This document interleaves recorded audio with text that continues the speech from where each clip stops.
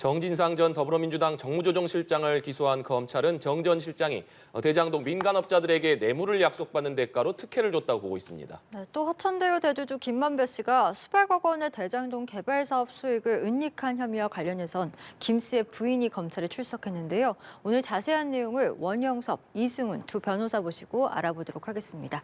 어서 오시죠. 어서 오십시오. 안녕하세요. 네. 먼저 정진상 전 실장의 공소장 내용부터 살펴보겠습니다. 검찰이 이 정 전 실장의 공소장에서 대장동 민간업자들에게 5가지 특혜를 줬다 이렇게 적시를 했습니다. 그러면서 이재명 대표를 81차례나 언급을 했습니다. 정 전 실장이 정치적 동지다 이렇게 강조를 했는데 결국 당시 보고서가 모두 정 전 실장을 거쳐서 보고됐다는 점을 본다면 검찰이 이 대표와의 연관성을 강조한 것이다 이렇게 좀 해석하면 되겠습니까? 네, 뭐 당연히 그 81차례나 그 이재명 대표 이름이 나온다는 거는 연관성이 있지 않고서는 나올 수가 없는 이야기고요. 그리고 그 정진상 실장을 보고 그러면 화천대유 그 김만배나 이런 남욱 측이 로비를 했을 리가 만무합니다. 그리고 그 특혜의 내용도 이재명 대표가 아니면 할 수가 없는 것들이에요. 뭐냐? 이거 뭐 용적률 상향, 뭐 임대 주택 비율을 축소한다는 거. 이거 그 당시에 이제 이재명 대표가 승낙을 하지 않으면 다 진행이 안 되는 건데 그러면 이재명 대표가 도대체 연관이 없다라고 말을 할 수가 있는 건지 저는 오히려 그렇게 말하는 게 불가능하다. 그렇게 말씀드리고 싶습니다. 네. 민주당은 공소장 내용에 즉각 반발을 했습니다. 이재명 대표가 81차례 언급이 되지만 공모 여부는 적시하지 못했다면서 대장동과 이재명 대표에 대한 직접적인 연관성을 증명하지 못했다라고 반발을 하고 있는 상황인데요. 그렇습니다. 검찰이 굉장히 연관성을 만들고 싶어 했을지는 모르겠습니다만 결과적으로는 공범을 적시하지 못했기 때문에 아직도 이재명 대표에 대한 직접적인 증거나 진술은 확보하지 못한 것으로 보여지고요. 그래서 검찰에 좀 고민이 있을 것으로 보여집니다. 또한 정치적 공동체라는 표현을 써서 마치 정치적 동지이면 뇌물을 같이 받는 사람인 것처럼 어떤 정치적인 수사를 썼거든요. 근데 이것에 대한 비판이 있자 이 부분도 그냥 동지라는 표현으로 바꿨기 때문에 아무래도 검찰이 좀 이런 것에 대해서는 정치적인 수사다라고 하는 공격에 대해서 민감하게 반응을 보였던 것으로 보여지고요. 성남시라고 하는 것은 성남시장이 당연히 이재명 대표 아니었겠습니까? 당연히 결재는 이재명 대표가 하는 것이기 때문에 이런 결재가 비서진의 보고나 검토를 받고 나서 결재를 했다. 이건 뭐 당연한 것이기 때문에 이걸 가지고 이재명 대표와의 연관성을 얘기하는 거라고 한다면 굳이 그걸 굉장히 강조하고 싶었던 것 같고요. 결과적으로 이재명 대표에 대해서 기소할 만한 증거를 찾지 못했다라고 하는 반증이 될 것으로 보여집니다. 또한 지금 굉장히 많은 모든 불법적인 걸 다 정진상 실장이 해줬다는 거잖아요. 그런데 유동규 본부장이 정말 진실을 말한다고 하면서도 8년간 2억 4천만 원의 뇌물을 줬다는 거잖아요.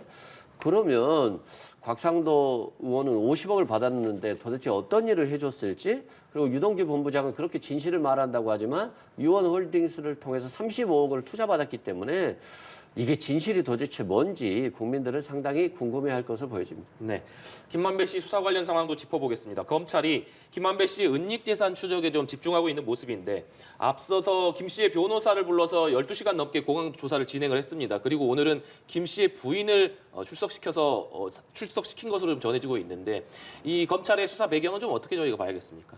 지금 이제 그 김만배 씨가 대형 로펌을 선임을 했습니다. 그 대형 로펌을 선임을 했는데 그 대형 로펌에 들어가는 수임료가 있습니다. 그러면 그 수임료의 출처는 어디냐? 변호사가 이제 그 상의를 해가지고 의뢰인하고 상의해가지고 돈을 받았을 텐데 그러면 그 변호사는 어떻게 돈을 받은 거냐? 그 문제가 아마 포인트가 되리라고 저는 추정을 하고 있고요. 네. 그러면 그 당시에 이제 김만배는 구속이 돼 있었을 거고. 그 구속돼 있는 상태에서 사건이 선임되고 그 착수금이나 이런 변호사 비용이 오고 가고 하는 그 과정에서 그것을 진행했을 사람은 김만배 씨의 부인이 되는 겁니다. 그러면 김만배 씨 부인이 관리하고 있는 어떤 계좌가 있을 거라고 생각이 드는 거죠. 그러니까 모든 그 돈이라는 거는 이제 흔적을 남깁니다. 현금으로 뽑아가지고 한두 푼을 이렇게 적은 돈이야 줄 수 있겠지만 현금으로 뽑아서 많은 돈을 줄 수는 없는 노릇이고 이렇게 지금 1조의 이익을 이제 남기고 분배하는 이런 이제 대장동 사건에서 그 변호사 비용이라는 게 결코 적은 금액은 아니었을 겁니다. 그러면 그 변호사 비용이 어디서 나왔냐? 그거는 그 김만배가 어딘가에서 은닉했다라고 볼 만한 바로 그 저수지에서 나왔을 거라고 보는 거죠. 그러면 그 저수지를 거슬러서 타고 올라가다 보면 그 저수지에서 다른 데로도 그 물이 흘러갔을 수가 있는 겁니다. 그 물이 흘러가는 그 흐름을 추적하다 보면 이 전체에 대한 어떤 이 저수지의 그림, 지도가 나오지 않을까. 저는 그렇게 생각합니다. 예, 김만배 씨의 부인이 검찰에 출석한 것에 대한 배경은 어떻게 보시는지도 궁금하고, 네. 네. 또 260억 원 외에도 검찰은 또 숨겨진 돈이 있을 것으로 지금 보고 있고 조사를 하고 있는데, 김만배 씨의 숨겨진 자금을 찾아내고 용처를 알아내는 것, 이것이 결국 이 대표와의 연관성을 또 알아내기 위한 어떤 방안이 아닐까라는 생각도 드는데 어떻게 보십니까? 일단은 뭐 김만배 대표의 부인을 조사했다라고 하는 것은 뭐 당연히 김만배 씨의 건강이 어느 상태인지 알아보고 거예요. 그래서 이제 검찰 조사를 받을 수 있는지, 재판에 참여할 수 있는지를 알아보는 것이기 때문에 일반적인 조사였을 것으로 보여지고요. 김만배 씨가 불법 수익을 은닉하고 이렇게 했다라고 한다면 당연히 몰수하고 추징해야죠. 그건 당연한 건데, 문제는 김만배 씨가 은닉한 재산이 왜 이재명 대표하고 상관이 있죠? 저는 그게 이해가 안 돼요. 당연히 그냥 김만배 씨가 숨겼으면 이 돈은 이재명 대표와 연관될 것이라고 생각하는데, 그거 자체가 저는 잘못됐다고 생각되고요. 검찰이 빨리 수사를 해서 은닉 재산을 누군가에게 지급했다라고 한다면 그것도 조사했으면 좋겠어요. 이제까지 1년 3개월간 수사해서 정진상 실장에게 2003년부터 8년간 2억 4천이 갔다는 건데, 검찰의 기소 내용은 도대체 이 많은 돈이 어디에 있다 갔는지 한번 검찰이 빨리 수사를 해줬으면 좋겠고요. 그다음에 변호사잖아요. 김만배 씨의 변호사잖아요. 이게 특수 수사를 하면 실제 변호사가 붙으면 그 변호사는 다른 재판 활동이나 다른 변호인을 거의 못해요. 왜냐하면 특수부는 워낙 많이 부르고 워낙 조사가 끊이지 않기 때문에 그 사건에 몰입해야 돼요. 그래서 변호사비를 얼마 줬는지는 모르겠지만 유무형 로펌의 변호사고 1년 이상 변호를 맡겼기 때문에 아마 변호사비는 굉장히 많을 거예요. 근데 변호사비가 많다는 이유만으로 뭔가 은닉한 거 아니야, 이런 비판은 적절하지 않은 걸로 보여지고, 변호사의 핸드폰을 압수하고 변호사의 사무실을 압수수색하면 김만배 씨는 변호인의 조력을 받을 수가 없어요. 또한 변호사는 무서워서 김만배 씨를 변호할 수가 없어요. 그렇기 때문에 이건 검찰이 진실 발견 의무보다는 진술 강요로 의심받을 수 있기 때문에 굉장히 절제해야 돼요. 이런 수사 기법은. 네. 사실 김만배 씨가 극단적인 선택을 시도한 이후에 현재 병원에 입원해 있는 상태인데, 검찰이 김 씨에 대한 건강 상태 확인에 들어갔다고 하더라고요. 이건 무슨 얘기입니까? 그거는 이제 검찰에서 당연히 확인을 하긴 해야 된다. 무슨 말이냐면 이제 그 김만배 씨는 피고인으로서 재판에 출석을 해야 되거든요. 네. 그러니까 재판에 출석을 할 수 있는지 없는지, 그러면 재판의 어떤 기일이나 이런 것들을 얼마나 촘촘하게 가져가야 될지, 이런 것들은 이제 그 김만배 씨가 가지고 있는 건강 상황에 절대적으로 좌우될 수밖에 없습니다. 이제 다른 분들이야 그 정상적으로 건강하신 분들이니까 다른 분들의 일정이 이 전체 재판 일정을 좌지우지하진 않을 것이고, 그리고 이제 김만배 씨가 가지고 있는 건강 상태만이 재판의 진행 속도 이런 것들을 이제 그 영향을 미칠 수밖에 네. 없고요. 그리고 두 번째로는 이제 사실은 이제 그 자해를 한다는 건데, 이 자해를 하는 게 굉장히 어렵습니다. 그 일본의 사무라이들이 뭐 할복한다 그러는데, 그 실제로 그 할복을 제대로, 아파서 할복을 제대로 못한다, 그런 이야기가 있을 정도로 이제 자기 몸을 자해하는 게 쉽지는 않은데, 그러면 어떻게 얼마나 그 깊숙하게 이렇게 내상이 발생했는지, 그것도 이제 검찰에서 피고인을 보호하는 차원이기도 하고, 김만배 씨는 이제 자기 사건에는 피고인이지만 또 다른 사건의 증인이기도 합니다. 그러니까 김만배 씨를 어찌 보면 보호하기 위해서라도 이 건강 상황을 확인하는 건 반드시 필요하다, 그렇게 말씀드리고 싶습니다. 예, 일단 정진상 전 민주당 당대표실 정무조조실장이 기소가 되면서 지금 대장동 관련 의혹이 사실상 마무리 국면에 돌입했다는 이야기들이 나오는데, 이제 이재명 대표를 향한 수사로 이어질 것인가, 그 여부에 대해서도 관심이 모아지고 있는 것 같습니다. 어떻게 예상하십니까? 당연히 이재명 대표를 소환하고 조사할 겁니다. 왜냐하면 이 수사가 사실상 이재명 대표를 향한 수사였고 목적을 가지고 한 수사였기 때문에 당연히 소환은 될 것으로 보여지고요. 다만 이제 정진상 씨가 기소가 됐고 변호인은 이제 기록을 열람 복사할 수 있잖아요. 그런데 아직까지는 열람 복사를 허용하지 않고 있을 거예요. 그건 뭐냐면 각자의 어떤 진술들이나 증거가 이재명 대표 측에 제공되는 것을 굉장히 꺼려할 거단 말입니다.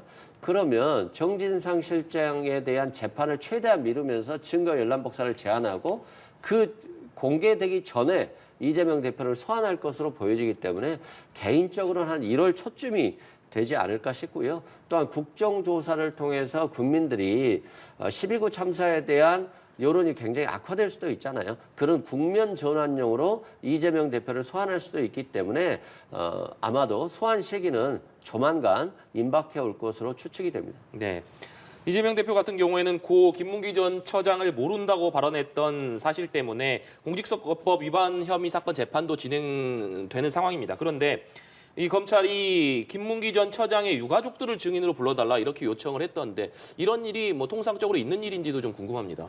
예, 그거는 이제 그 김문기 처장이 돌아가셔서 그런데 그러면 김문기 처장이 생전에 무슨 말을 했냐 그거를 이제 제일 가까이서 확인할 수 있는 사람들이 유가족입니다. 네. 예, 그 이재명 대표와 관련한 이런 많은 이야기들 그리고 이제 같이 어울리고 어디 다녔다는 이야기들 이거를 이제 가족 특히나 이제 그 아내분한테는 이야기했을 수도 있고 그리고 뭐 다른 이제 가족분들한테도 충분히 이야기를 했을 수도 있고 생전에 김문기 처장이 무슨 말을 했느냐 이재명 대표와 이 관계에 대해서 그거를 확인하기 위해서 이 유족을 부르는 거고요 증인으로 그리고 이제 사실은 김용도 불렀습니다 유동규도 부르고 검찰에서 근데 유동규야 이제 뭐 자기가 진 책임에 대해서만 책임을 지고 처벌을 받겠다고 이야기를 했는데 김용이나 뭐 정진상이나 이런 분들은 이제 그 대장동 사건에서는 그 이재명 대표에 대해서 불리한 증언을 아직은 하지 않는 걸로 알려져는 있습니다.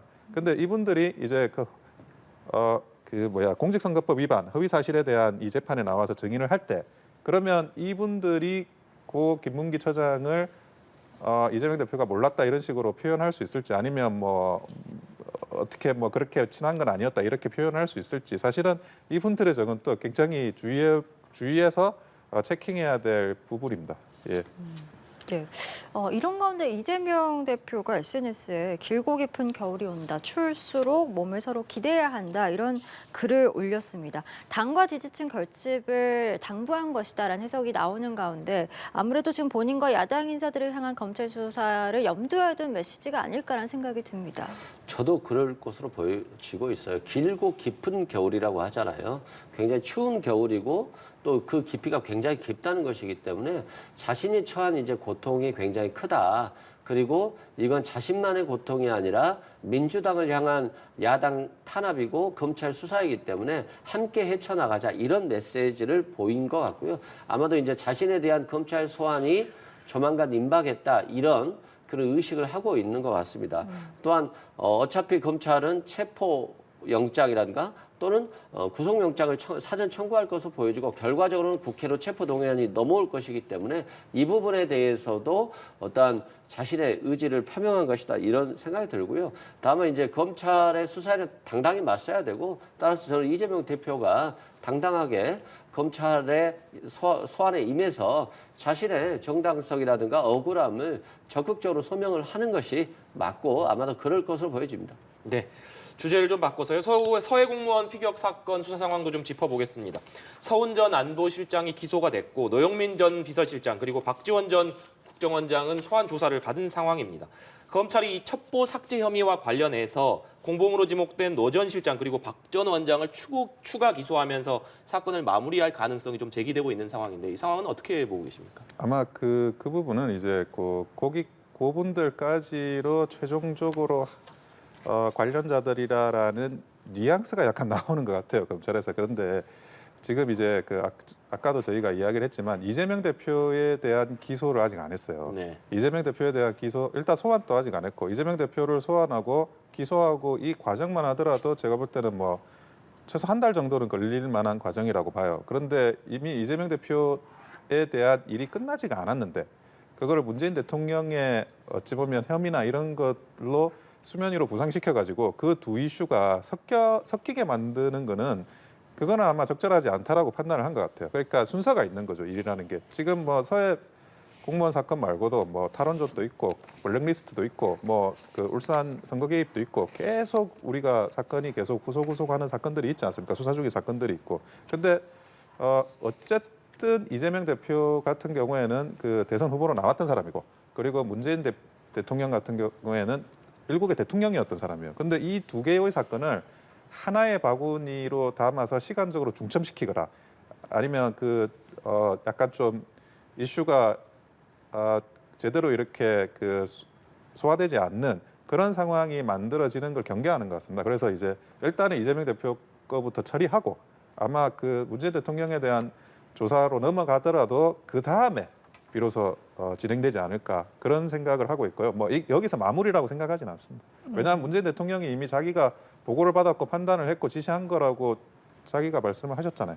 그래서 예. 그렇습니다. 문 전 대통령 수사 가능성까지 열어 있다라는 말씀이시고 어떻게 예상하십니까? 저는 뭐 어차피 수사가 쉽지는 않을 거예요. 근데 이제 수사가 쉽지 않은 게 문재인 전 대통령을 예우해서 수사가 쉽지 않은 건 아니고 수사하기가 어려운 상황이기 때문이라고 생각을 해요. 그건 뭐냐면 일단 정치적으로 생각하면 지금 이재명 대표 측에 대해서 굉장히 압박하면서 수사를 하고 있잖아요.